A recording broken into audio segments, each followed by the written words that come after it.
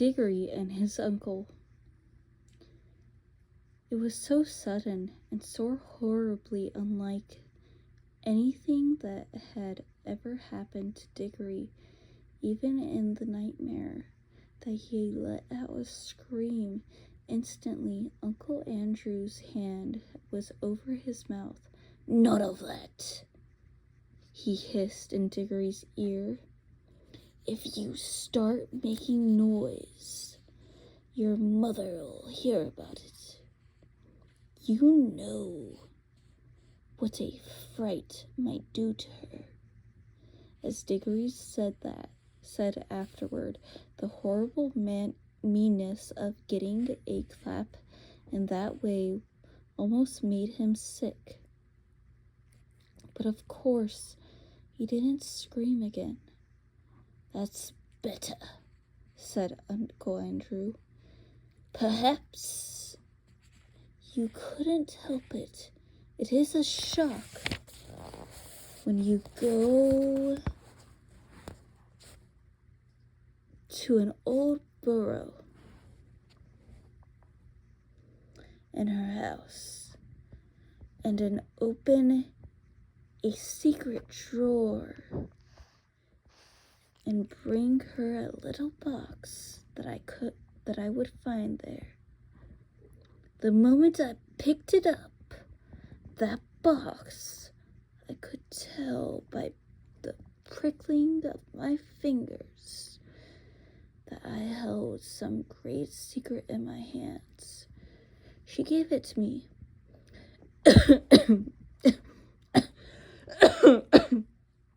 God damn it. She gave it to me.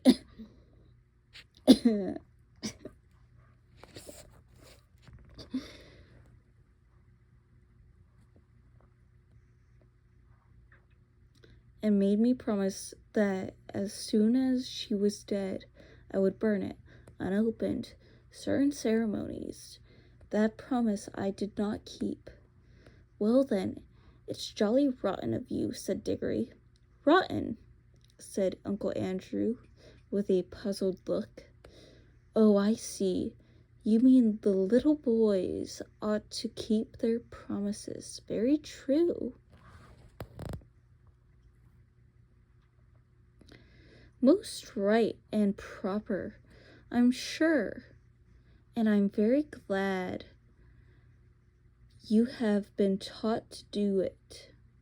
But of course, you must understand that rules of that sort, however excellent they may be for little boys and servants and women, and even people in general, can't possibly be expected to apply to profound students and great thinkers and sages. No, Diggory, men like me, who possess hidden wisdom, are free to common rules. Just as we are cut off from the common pleasures, ours, my boy, is a high, lonely destiny." As he said this, he sighed and looked so grave and noble and mysterious that for a second Diggory really thought he was saying something rather fine. But then he remembered the ugly look he had seen on his uncle's face the moment before Polly had vanished, and all that once he saw through Uncle Andrew's grand words. "All it means," he said to himself, "is that he thinks he can do anything he likes to get anything he wants." "Of course," said Uncle Andrew. "I didn't dare to open the box for a long time, for I knew it might contain something highly dangerous. For my godmother was a very remarkable woman. The truth is, she was one of the last mortals in this country who had fairy blood in her. She said there had been 2 others in her time. One was a duchess, and the other was a chairwoman. In fact, Diggory, you are now talking to the last man, possibly, who really had a fairy godmother. There, that'll be something for you to remember when you are an old man yourself.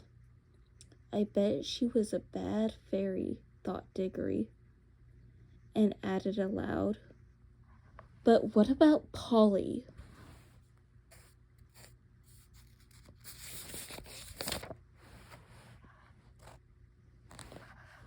God damn it. Son of a bitch.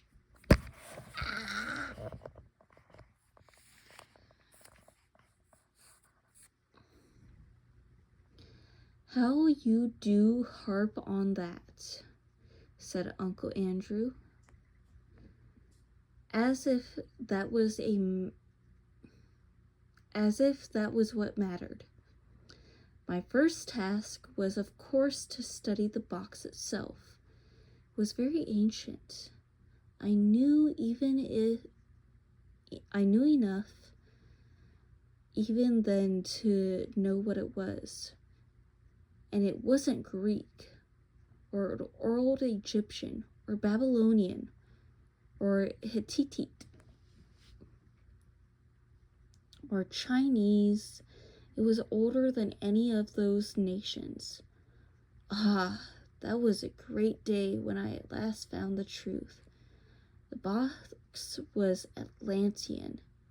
It came from the lost island of Atlantis. That meant it was centuries older than any Stone Age things they dig up in Europe. And it wasn't a rough, crude thing like them either. For in the very dawn of time, Atlantis was already a great city, with palaces and temples and learned men.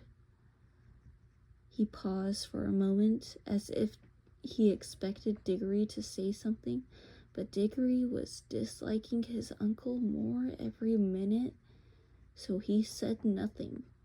Meanwhile, continued Uncle Andrew, I was learning a good deal in other ways. It wouldn't be proper to explain to them to a child about magic in general. That meant that I came to have a fair idea of what sort of things might be in the box, but by various tests I narrowed down the possibilities. I had to get to know some devilish queer people, and go through very disagreeable experiences. That was what turned my head gray. One doesn't become a magician for nothing. My health broke down in the end, but I got better, and at last I actually knew. Although there was not really the least chance of anyone overhearing them, he leaned forward and almost whispered as he said, the Atlantean box contained something that had been brought from another world when our world was only just beginning. What? Asked Diggory, who was now interested in spite of himself. Only dust, said Uncle Andrew. Fine, dry dust, nothing much to look at.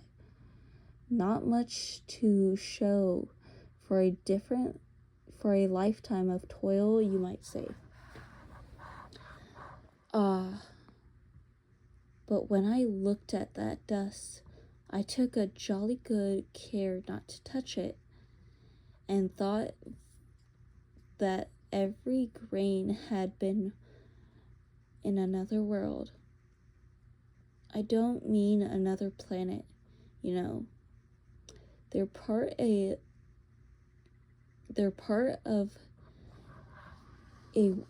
our world, and you get to them if you went far enough. But a really other world, another nature, another universe, somewhere you would never reach, even if you traveled through the space of the universe forever and ever. A world that could be reached only by magic. Well, here Uncle Andrew rubbed his hands till his knuckles cracked like fireworks. I knew, he went on, that if only you could get it into the right form, that the dust would draw back to the place it had come from. But the difficulty was to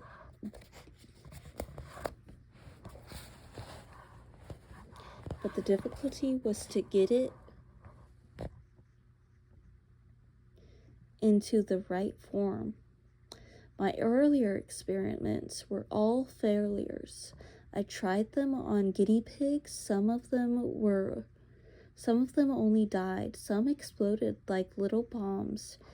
It was a jolly cruel thing to do, said Diggory, who had once had a guinea pig of his own. How do you keep getting off the point, said Uncle Andrew. That's what the creatures were there for. I'd bought them myself. Let me see, where was I? Ah, yes. At last I succeeded in making the rings, the yellow rings. But now a new difficulty arose.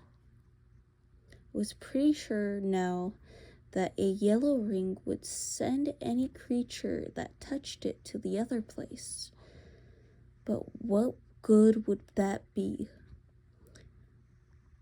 if I couldn't get them back to tell me what they had found there? And what about them? Said Diggory. A nice mess they'd be in if they couldn't get back. You will keep on looking at everything from the wrong point of view, said Uncle Andrew, with a look of impatience.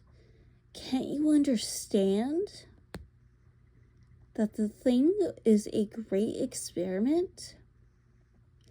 The whole point of sending anyone into the other place is that I want to find out what it's like. Well, why didn't you go yourself then? Diggory had hardly ever seen anyone look so surprised and offended as if Uncle did at this simple question. Me? He exclaimed. The boy must be mad. A man of my time of life and in my state of health, to risk the shock and the dangers of being flung suddenly into a different universe? I never heard anything so preposterous in my life. Do you realize what you're saying? Think what another world means. You might meet anything. And I suppose you've sent Polly into this then, said Diggory. His cheeks were flaming with anger now. "And all I can say," he added, "even if you were my uncle, is that you've behaved like a coward. Sending a girl to a place you're afraid to go yourself." And that's where we'll end it tonight.